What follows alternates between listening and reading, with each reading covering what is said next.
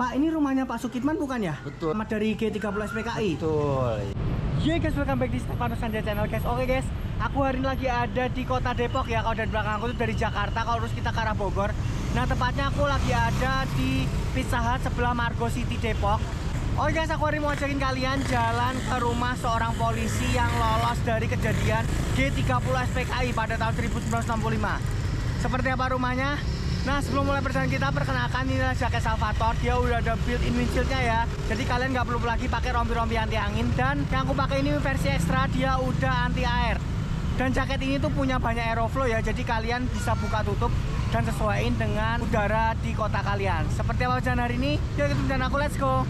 Oke guys, kita jalan sekarang ya. Let's go, go, go, go, go, go. Ini dia guys, kota Depok ya. Ini aku berada di Jalan Margonda ya. Ini adalah salah satu jalan yang terkenal di Depok. Ini kita lihat ya, Depok walaupun ada di selatan kota Jakarta, tapi cukup maju. Oke guys, lurus terus sudah ada tol, yaitu tol Depok yang baru, bisa tembus Cibitung. Ini kita stay lurus terus. Oke guys, ini kita ketemu lampu merah pertama dari Margo City Mall. Kita stay lurus terus ya. Ini rame banget nih Depok nih guys ya. Terus kita ketemu lampu merah kedua, yaitu ciri-cirinya ada Al Safeda Center. Itu kayaknya pasukan yang ada di Afghanistan ya. Nah ini di sini kita belok kanan guys. Kalau jalur kalian benar akan lihat Tugu Adipura Depok tuh di sebelah kiri. Oke guys, ini kita lurus terus. Ini kita kayaknya akan naik ke flyover nih guys. Flyover ya. Kita berhenti bentar, itu di sebelah kiri kita ada itu stasiun Depok Baru guys. Kalau kalian suka naik komuter lain dari Jakarta, ini stasiun Depok Baru di sini. Oke, kita lurus terus ya. Oke guys, setelah turun dari flyover ini ada tulisannya.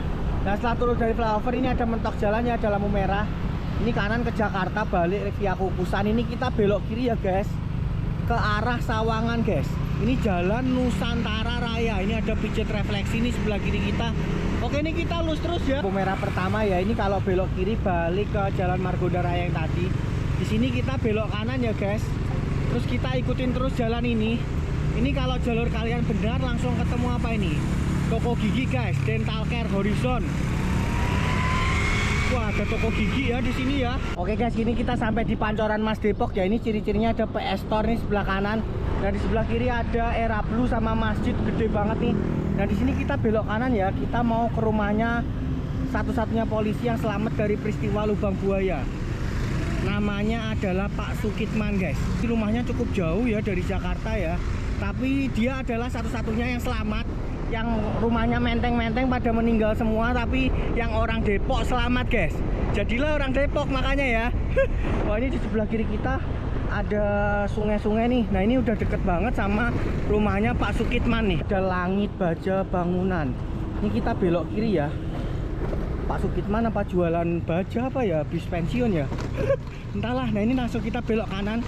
Konon katanya ini adalah rumah Pak Sukitman nih guys, yang di sebelah kiri kita nih. Antara mungkin rumah yang ini kali ya, atau ini Sentral Ikan Segar. Oh ini kayak ini nih kaitannya nih. Sekarang jual ikan ya Pak Sukitman ya. Punten. Rumah Pak Sukitman mana Pak? Yang korban, yang polisi selamat dari korban PKI itu loh. Kurang tahu kita Pak. Kurang tahu ya? Makasih. Oke guys, ternyata dia nggak tahu, cuma jaga. Coba kita tanya tetangga di sini karena ini katanya itu rumah Pak Sukitman emang. Ini ada warungnya ya. Nah ini dia jadi kontrakan kayak gini ya. Tuh. Ini ada warung nih. Ini kontrakannya gede banget guys.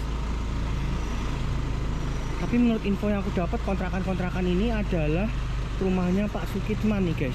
Oke guys, konon kontrakan ini adalah rumahnya Pak Sukitman. Yuk kita coba nanya ya. Kita mau nanya, ini ada warung nih.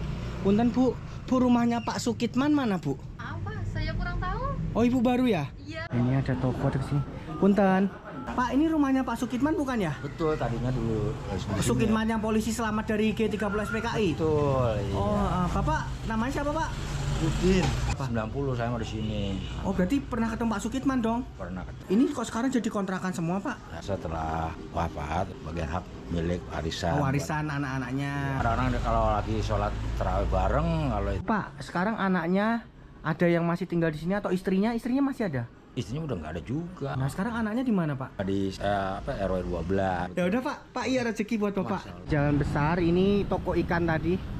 Nah, Pak, rumahnya dari mana Pak Sukitman itu? Mulai dari sini, pintu gerbangnya dari sini ya. Oh, ini gerbang dulu. Halaman semua. Terus kemana Pak? Sampai ke sana. Nah, rumahnya sebenarnya di pojok sana nanti. Ini tadinya apa ini? Halaman Toko semuanya, ini? Halaman semua? Halaman. Ini mulai sini ada pintu lagi kecil segini nih, pas persis seperti ini. Nah, rumahnya sebelah sana. Warna kuning ya? Sampai yang kuning 2 itu. Oh iya. Nah, sebelah sini musola dulunya. Oh, ini ada musola keluarga. Iya. Musola Terus sampai mana rumahnya? Belakang? Sampai ke belakang. Ini musola juga pas. Rumahnya gede dulu Pak Sukitman. Enggak. Cukup sampai sini aja nih. Di sini juga sampai ke batas. Ini nah sini dari sini ke sana. Empang udah. Nah, ide tuh bikin gapura di depan. Sama dia langsung disetujuin aja dia. Udah pokoknya nanti aku urusin aja udah nanti biaya. Kamu bikin ntar biaya saya yang ini katanya. Oh, Pak Sukitman tapi kaya banget ya berarti ya? Kalau dulu ya setelah dibilang kaya mah enggak juga. Tapi dia untuk membantu ada aja. Oke guys, ini dia rumah Pak Sukitman ya sebelah kanan kita.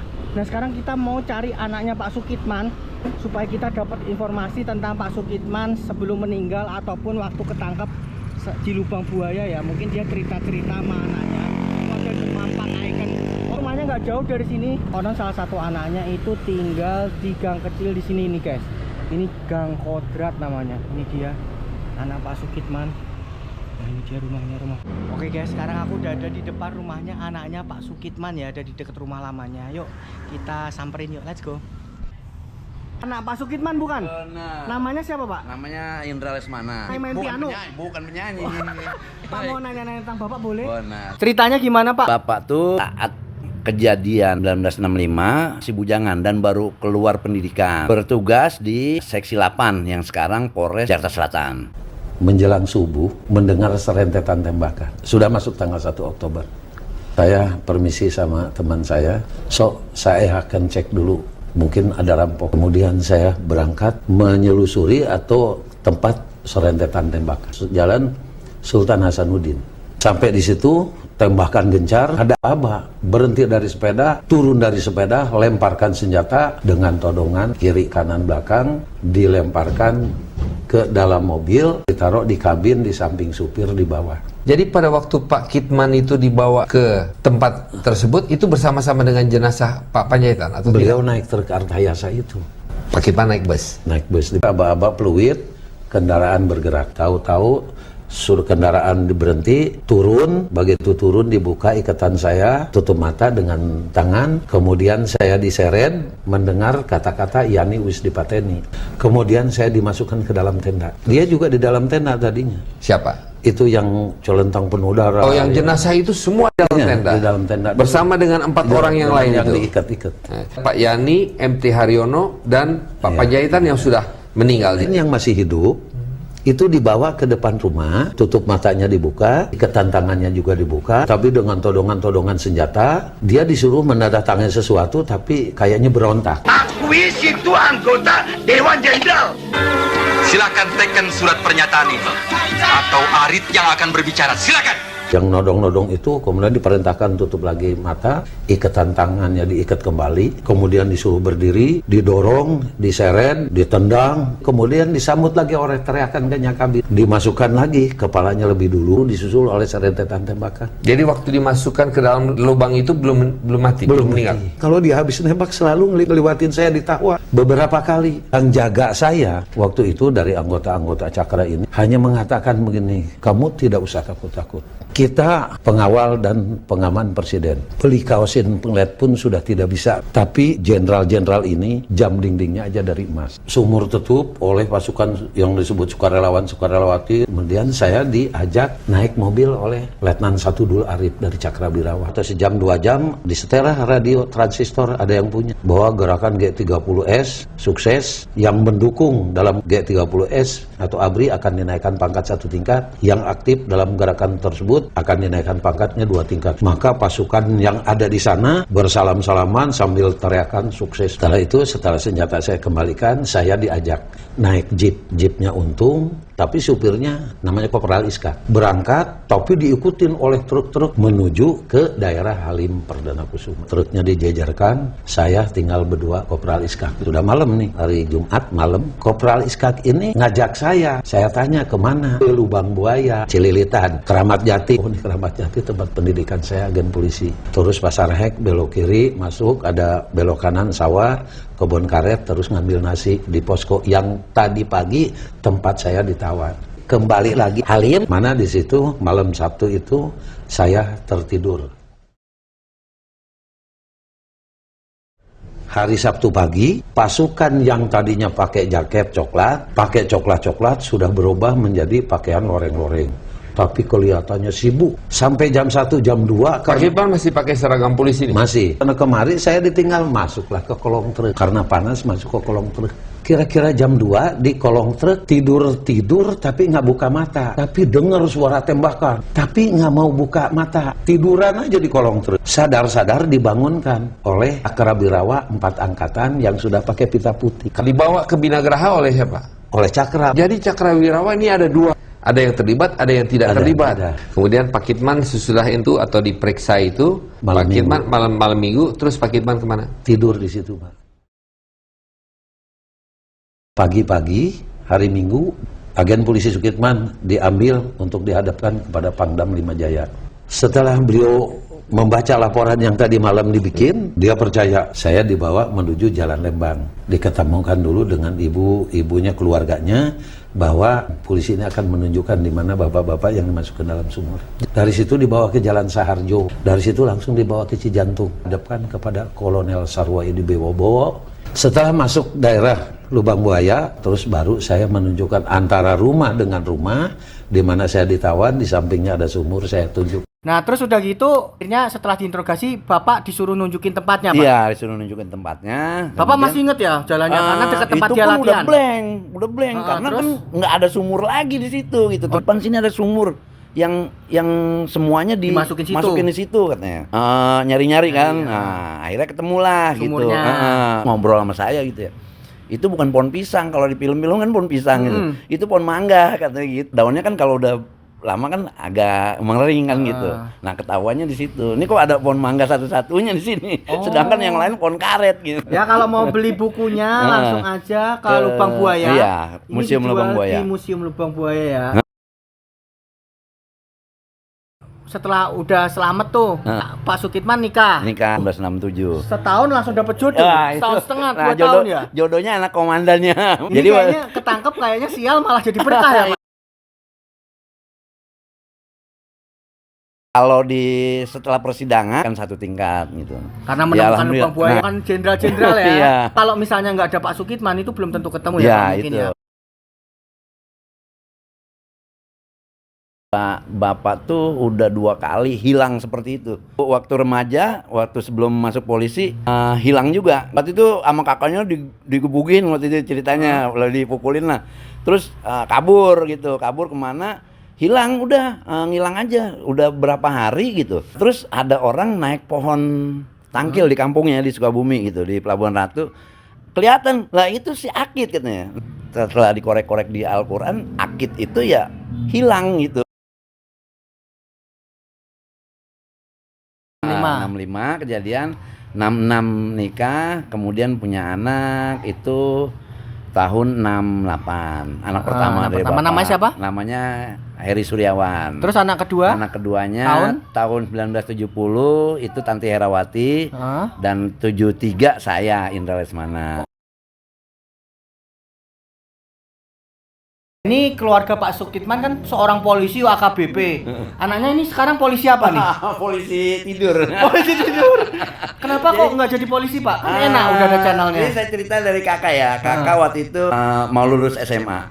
Beliau mendapatkan waktu itu masih akabri. Kata kakak saya, "Ini Pak nomor ujian."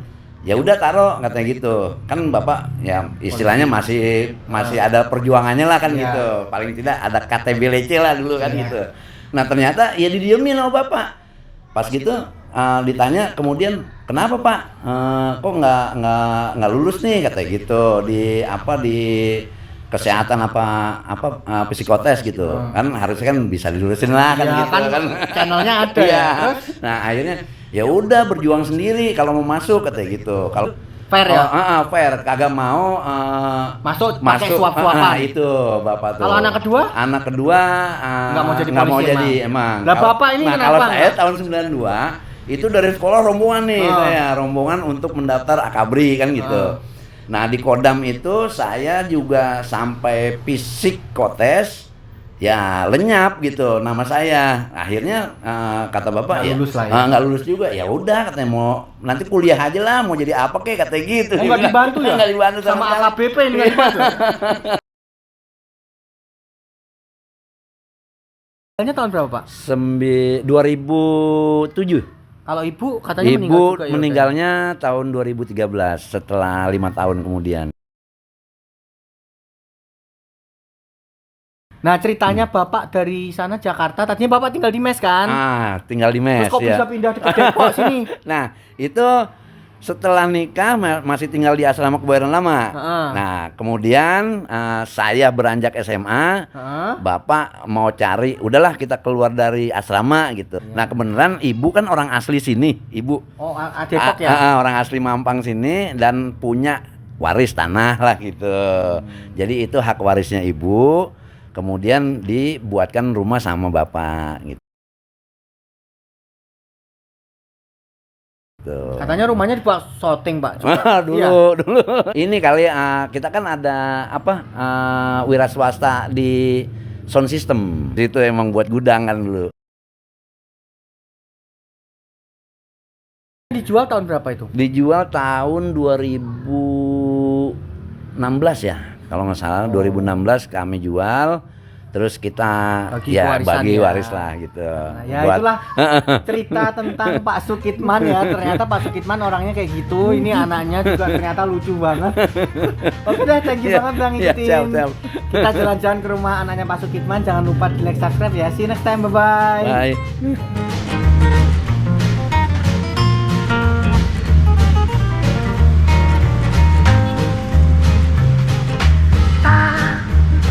Ba-ba-da-ba-ba-ba.